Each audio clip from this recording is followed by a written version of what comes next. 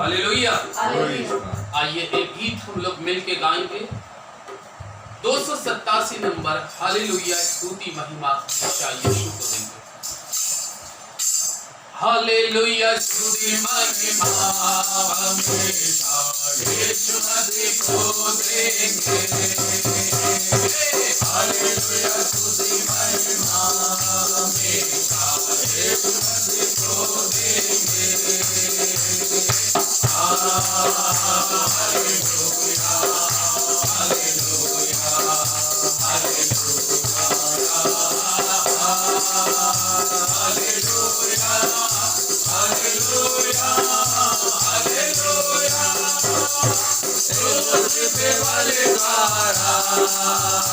अपना लहू बहाया, क्रूस पे बलिहारा, अपना लहू बहाया।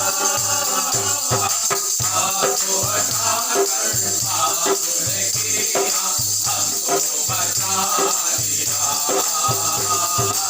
आपको हटाकर पाप ने किया, हमको बचा लिया।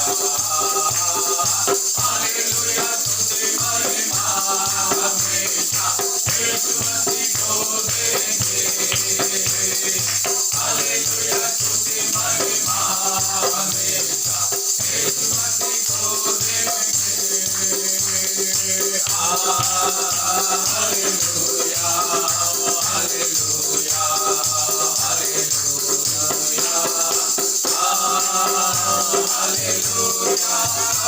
Hallelujah, hallelujah. यीशु के पास आओ और मुक्ति को अपनाओ। यीशु के पास आओ और मुक्ति को अपनाओ। आज को देगा साथ हमने लेगा, कभी नहीं छोड़ेगा। आज को देगा साथ हमने लेगा, कभी नहीं छोड़ेगा। हालेलुया, स्तुति महिमा हमेशा यीशु मसीह को देंगे। हालेलुया, स्तुति महिमा हमेशा यीशु मसीह को देंगे। हालेलुया, हालेलुया, हालेलुया,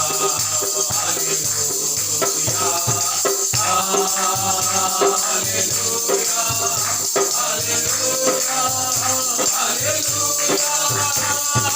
इस जीवन भर में सदा यीशु को याद करूंगा। इस जीवन भर में सदा यीशु को याद करूंगा। तेरी आत्मा पाकर, तेरी इच्छा जानकर आगे को बढ़ता रहूंगा। तेरी आत्मा पाकर, तेरी इच्छा जानकर आगे को बढ़ता रहूंगा। हालेलुया, स्तुति महिमा हमेशा यीशु मसीह को देंगे। हालेलुया, स्तुति महिमा हमेशा यीशु मसीह को देंगे। हालेलुया, हालेलुया, हालेलुया,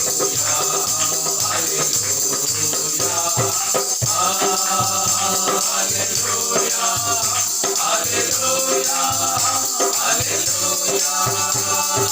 यीशु के पास आओ और मुक्ति को अपनाओ। यीशु के पास आओ और मुक्ति को अपनाओ।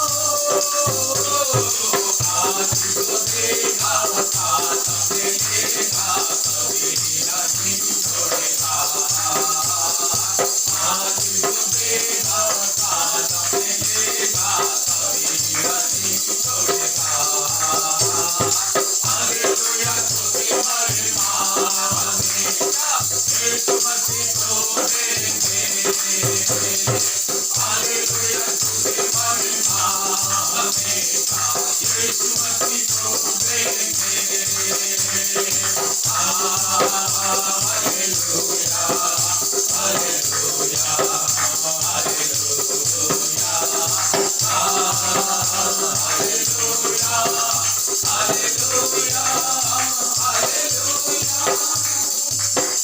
हालेलुया।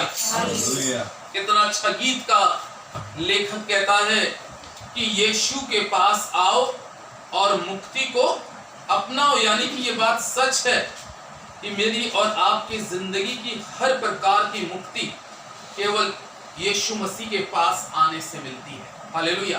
कई बार इंसान क्या होता है, एक समर्पण मन के साथ प्रभु के पास नहीं आ पाता। आता तो है प्रभु के पास, लेकिन परमेश्वर किस तरीके का मन मांगता है? समर्पण। यानी कि जब हम एक समर्पण मन के साथ परमेश्वर के पास आते हैं तो हम मुक्ति पाते हैं, चाहे वो किसी भी प्रकार की मुक्ति क्यों ना हो, लेकिन समर्पण होकर। आइए एक वचन को देखेंगे आज, लूका की इंजील उसका 13 अध्याय और उसके 10 पद से लेकर उसके 14 पद तक देखेंगे। सब्त के दिन वह आराधनालय में उपदेश कर रहा था। वहां एक स्त्री थी जिसे 18 वर्ष से एक दुर्बल करने वाली दुष्ट आत्मा लगी थी।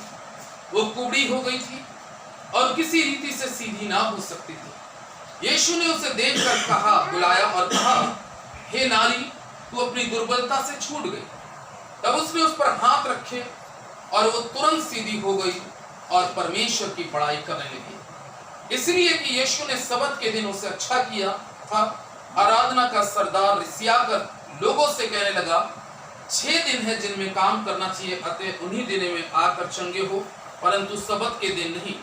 यह सुनकर प्रभु ने उत्तर दिया, हे कपटियों, क्या सब्त के दिन तुम में से हर एक अपने बैल या गधे को थान से खोलकर पाली पिराने नहीं ले जाता?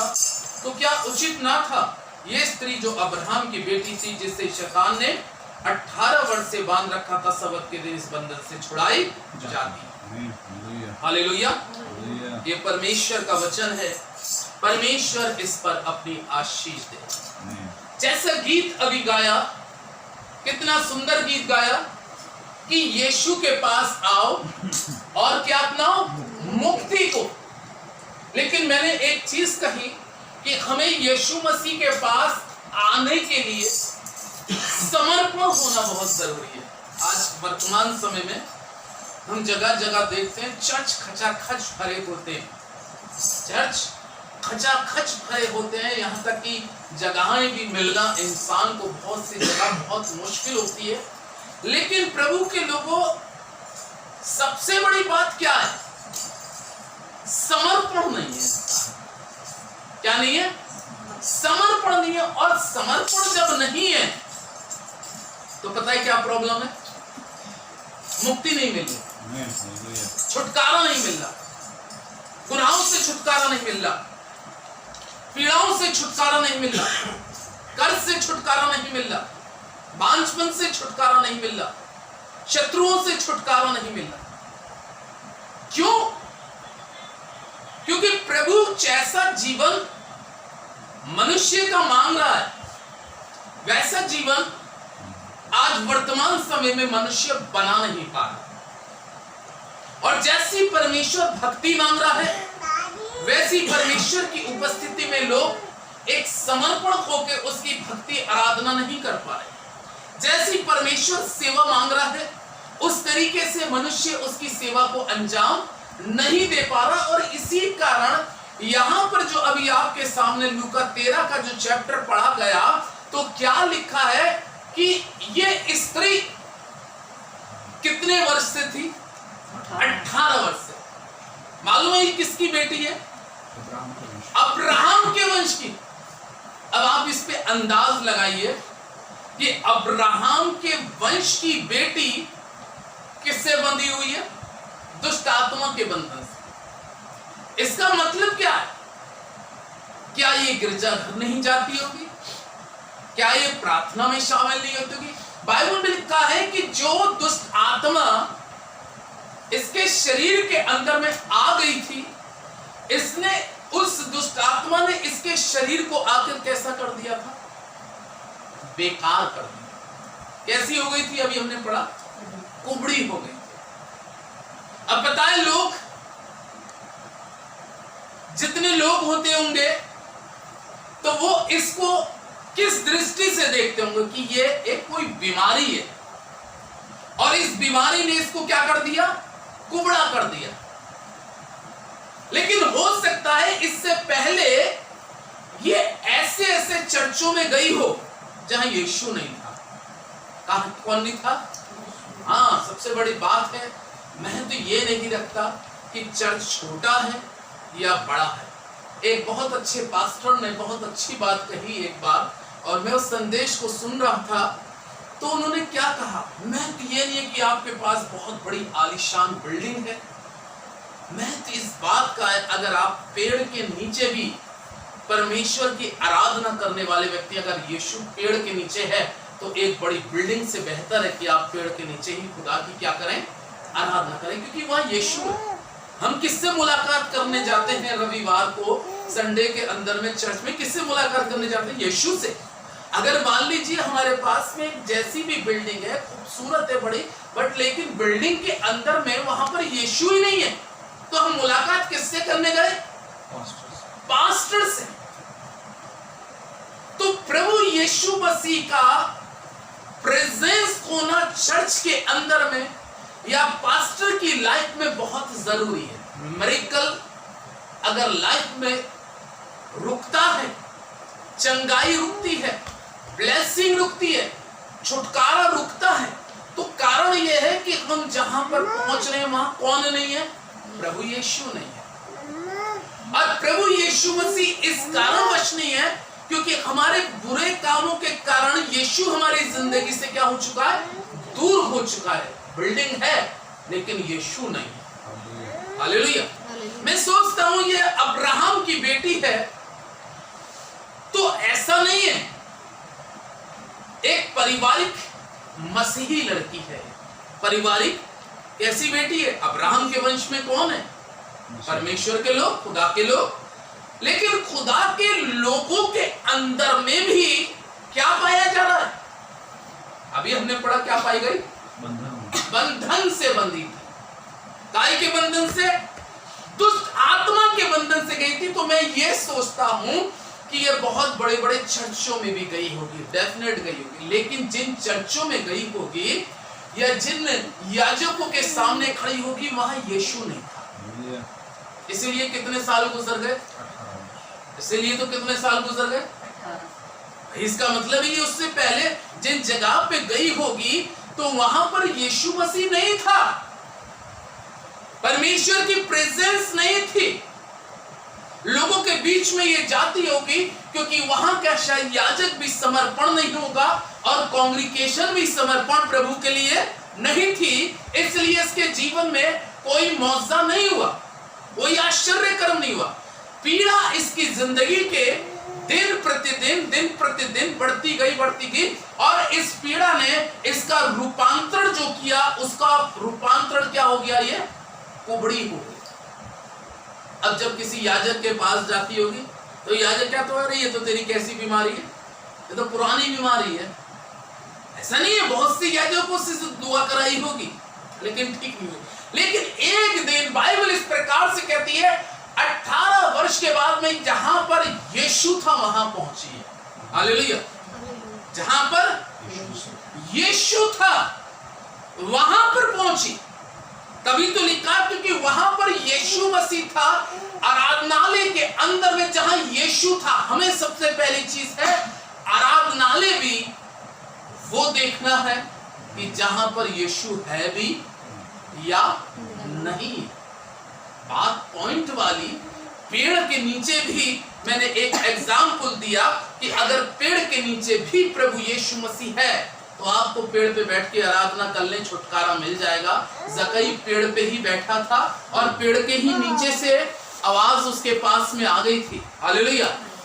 कहां पर प्रभु यीशु मसीह का सुसमाचार का प्रचार हो गया? कहां पे हुआ? पेड़ के नीचे। और भीड़ कितनी थी? जबरदस्त भीड़। एक बड़ा जबरदस्त चर्च जो है यीशु मसीह का एक पेड़ के नीचे भी हो गया, क्योंकि पेड़ के नीचे यीशु रुका है तो पेड़ के नीचे की भी वर्शिप पर आशीष है। पेड़ के नीचे के अंदर में और आराधना करने के लिए जो देखने वाला बैठा था, पेड़ पे बैठा था, और बाइबल उसके लूका जकई के बारे में लिखा है कि जकई भी किसका बेटा था मालूम है? वो भी अब्राहम के वंश का। किसके वंश का था? वो भी अब्राहम के वंश का, ये भी अब्राहम के वंश। लेकिन दोनों बंधनों में बंधे थे। लेकिन ये उस जगह पहुंची स्त्री जिस जगह यीशु था। मेरी और आपकी लाइफ के अंदर में जकई उस जगह यीशु का वेट कर रहा था, पेड़ के नीचे, पेड़ पे बैठकर उसको मालूम था यीशु यहीं से क्रॉस होगा। हालेलुया। यीशु मसीह यहीं से निकलेगा और यहीं पर मेरी मुलाकात हो जाएगी, देख लूंगा, चले जाऊंगा। लेकिन मैं इस जगह पर इस कुबड़ी स्त्री के बारे में देख रहा हूं कि जब ये एक सही स्थान पे गई जहां यीशु था, वहां पर यीशु ने उसको देखा। अभी तक ये उन जगहों पे जा रही थी जहां पे लोग इसको देख रहे थे, याजक देख रहे थे। अब ये किस जगह गई? जहां पर यीशु था। यीशु मसीह को आपकी लाइफ में देखना बहुत जरूरी है। अगर यीशु मसीह नहीं देख रहा, संसारिक आंखें आपको किस निगाह से देख रही हैं हम नहीं जानते, हमारी आंखें किस निगाह से देख रही हैं हमें नहीं मालूम। लेकिन यीशु जहां है उस निगाह में प्यार होता है। जिस जगह पर यीशु होता है उस निगाहों के अंदर में प्रेम होता है। जिस निगाहों में, जिस जीवन में यीशु होता है वहां पे मेल मिलाप होता है। आमीन। ये यीशु की निगाह थी। कलाम में लिखा है यीशु मसीह ने उस आराधनालय के अंदर में जब इस बेटी के ऊपर में दृष्टि करी, ओ ये तो मेरी बेटी अब्राहम के वंश की है। और उसने देखा कि ये तो 18 साल से बंधी थी। लेकिन अभी हमने गाया कि यीशु के पास आओ। किसके? यीशु के पास आओ। तो ये सही मायने में अब हमें परमेश्वर का वचन बतला रहा है और सिखला रहा है कि इसको जहां पहुंचना था, जिस जगह पर इसके लिए छुटकारा था, जिस जगह पर इसके लिए चंगाई थी, ये बिल्कुल सही पहुंच गई। आमीन। ये सही पहुंची है। इसी तरीके से मेरी और आपकी लाइफ की भी एक सही प्लेस होनी चाहिए, एक सही जगह होनी चाहिए कि जहां पर मुझे और आपको यीशु से ब्लेसिंग मिल सके, यीशु से आशीष मिल सके। महत्व ये नहीं था कि वो बड़ी जगह थी और महत्व ये नहीं था कि जकई पेड़ के नीचे था। बात ये थी जहां पर मुझे लगता है कि जहां पर यीशु है मैं वहीं पर खड़ा हूंगा, मैं वहीं पर बैठूंगा, मैं उसी स्थान पर जाऊंगा। और बाइबल इस प्रकार से कहती है, मालूम है यीशु मसीह ने उसकी ओर दृष्टि करी। यीशु मसीह ने उसकी ओर क्या करी? लेकिन ये 18 साल से पहले भी बहुत सी जगहों पे जारी होगी। बाद में तो याजकों ने इस पे दृष्टि भी करना क्या कर दी होगी, ये तो कुबड़ी है, इतने सालों से देखना, ऐसे तो सोचा होगा, ये तो कुबड़ी है, इसको क्या देखें। लेकिन जब संसारिक मनुष्य हमसे आंख फेर ले, जब संसारिक मनुष्य की दृष्टि हमसे हट जाए, तो मैं आपको बताऊंगा, हमें और आपको एक सही प्लेस देखनी है कि यीशु कहां मिलेगा, यीशु कहां मिलेगा। उस जगह पे हमें पहुंचना बहुत जरूरी है कि जहां पर हमारा एनकाउंटर प्रभु यीशु से हो सके। बाइबल में लिखा है उस जगह जब ये स्त्री बैठी थी, बहुत से लोग बैठे होंगे, लेकिन प्रभु यीशु मसीह ने देखा कि ये बेटी जो अब्राहम के वंश से है, ये इतने वर्ष से कुबड़ी भी है। यीशु मसीह ने क्या कहा? हे बेटी, हे नारी, तू अपनी दुर्बलता से क्या हो गई? छूट गई। आमीन। तू अपनी दुर्बलता से। लेकिन 18 साल से इससे किसी ने ये बात नहीं कही। 18 साल से किसी ने ये बात नहीं कही कि तू अब ठीक हो गई। लेकिन यीशु ही एक ऐसा है कि जिसके दिल में प्यार भरा हुआ है, दया भरी है, रहम भरा है। ऐसी दया उसको 18 साल में कहीं पर भी प्राप्त नहीं हुई है जो इस आराधनालय के अंदर में, क्योंकि यीशु मसीह वहां पे था। हालेलुया। और बाइबल में लिखा है जहां यीशु है, जिस घर में यीशु है, जिस आराधनालय में यीशु है, वहां पर आने से हमें हर प्रकार से छुटकारा अर्थात हर प्रकार से मुक्ति मिलती है। और मैंने इस अनुभव को आपके साथ में जो शेयर किया, इस अनुभव में क्या था कि यीशु मसीह ने उसकी ओर दृष्टि कर कर उससे कहा, हे नारी, तू अपनी दुर्बलता से क्या हो गई? छूट गई। फिर यीशु मसीह ने, कलाम में लिखा है, उसके जीवन में वो आंख उठाकर ऊपर नहीं देख सकते थे। एक कुबड़ा व्यक्ति हमेशा, अगर आप एक कुबड़े व्यक्ति को देखें जो बहुत ही ज्यादा कुबड़ा होता है, मालूम है उसकी शारीरिक कंडीशन ये हो जाती है, वो यूं ही चलता है। उसकी शारीरिक, क्योंकि उसके पीछे ऐसा कुबड़ होता है, उसकी वजह से वो स्ट्रेट नहीं खड़ा हो सकता मेरे और आपके साथ में। वो ऊपर देख नहीं सकता। अगर वो बात भी करेगा तो नीचे ही मुंह करके बात करेगा। लेकिन यीशु मसीह के पास आने से उसने ऊपर मुंह उठा दिया। हालेलुया। उसका मुंह पर उठ गया, जिसका मुंह हमेशा नीचे था, जो हमेशा नीचे देखती थी। लेकिन सबसे बड़ी बात कि वो यीशु से मुलाकात करने आए, वर्शिप में यीशु को देखने आए। कलाम में लिखा है, जब यीशु मसीह ने उस पर दृष्टि करी, उसने जान लिया कि इस बेटी को जरूरत है कि आज मैं इसको इसकी पीड़ा से छुटकारा दूं। और बाइबल लिखा, उस पे हाथ रख दिया यीशु मसीह ने और उस कुबड़ को भी कहा, इस कुबड़ आए, कुबड़ी आत्मा आई, कुबड़ करने वाली आत्मा इसमें से निकल जा।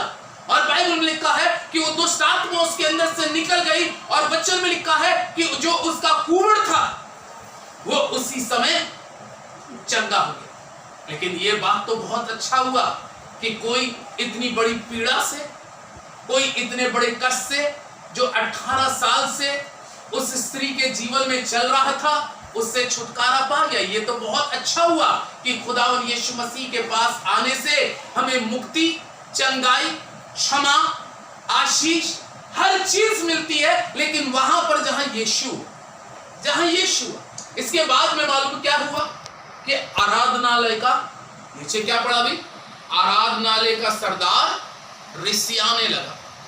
आजकल बहुत से सरदार क्या करते हैं, रिसियाते तो हैं एक दूसरे से। यहाँ पे आराधनालय का भी सरदार किस पे रिसिया रहा है? किस पे रिसिया रहा है? यीशु मसीह पर। क्या कह रहा है मालूम है? ये काम आज क्यों कर दिया तूने? ये काम आज तुझको नहीं करना चाहिए था। 6 दिन में तुम कुछ भी काम करो, लेकिन आज के दिन तूने इस सब्त के दिन में इसको इस बड़ी पीड़ा से, इस बड़े कष्ट से, इस बड़े दुख से क्यों छुटकारा दे दिया? यानी कि उस समय के जो आराधनालय के मुख्य लोग यीशु मसीह को क्या कर रहे हैं? क्रिटिसाइज कर रहे हैं, बुरा भला बोल रहे, उसके विरोध में बोल रहे, ये क्या किया तूने? आज के दिन क्यों कर दिया? हमने तो आज तक इस पे दृष्टि नहीं करी, 18 साल से आ रही थी, आज तू यहां पे आया तो तूने कर दिया। यीशु मसीह ने कितनी अच्छी बात कही।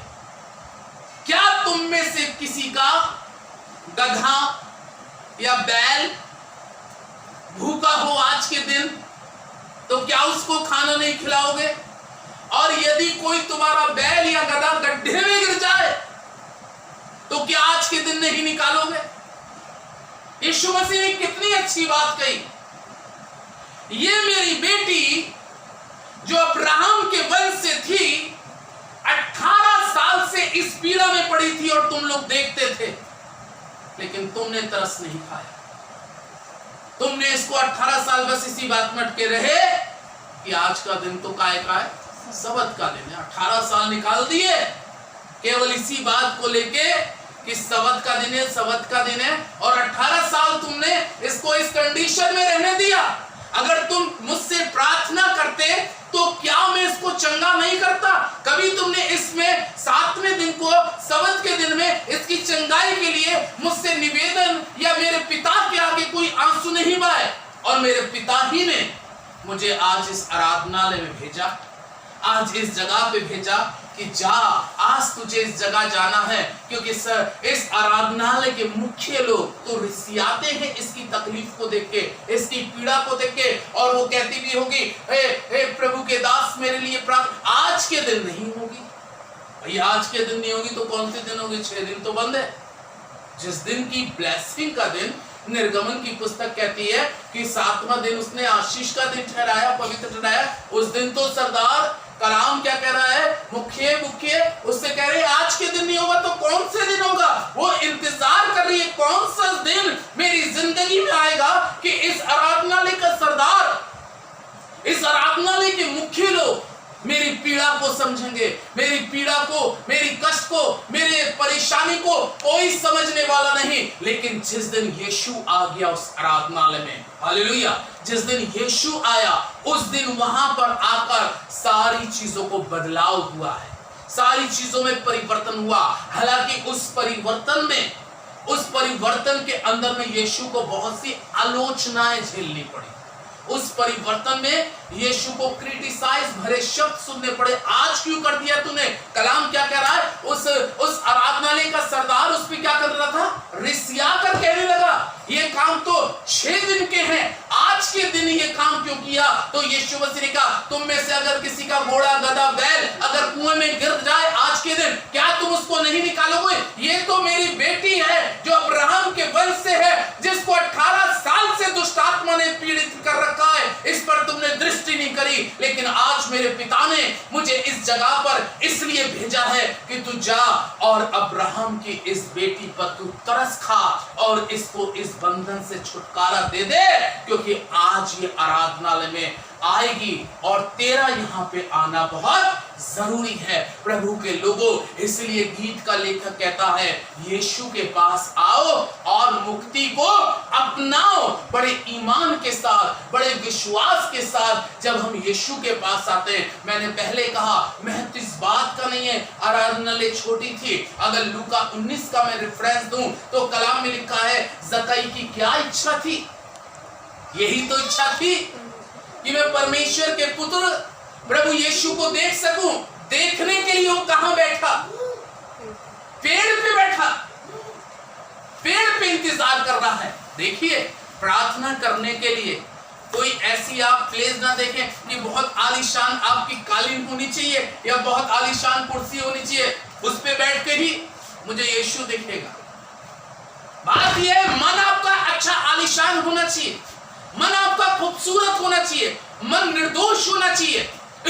बाइबल में लिखा है, यीशु मसीह की चाहत रखते हुए कलाम में लिखा है कि वो पेड़ पर चढ़कर बैठा, मुझे यीशु को देखना। आज हमारे जीवन में चाहत ये होनी चाहिए, बात ये नहीं है कि हमारे पास में कौन सी जगह है, कौन सा स्थान है, लेकिन यीशु मसीह को आज इस पवित्र शाम में हमें देखना बहुत जरूरी है। वो जगह चाहे कोई भी क्यों ना हो। परमेश्वर के लोगों, प्रभु इस पर आशीष दे। आमीन।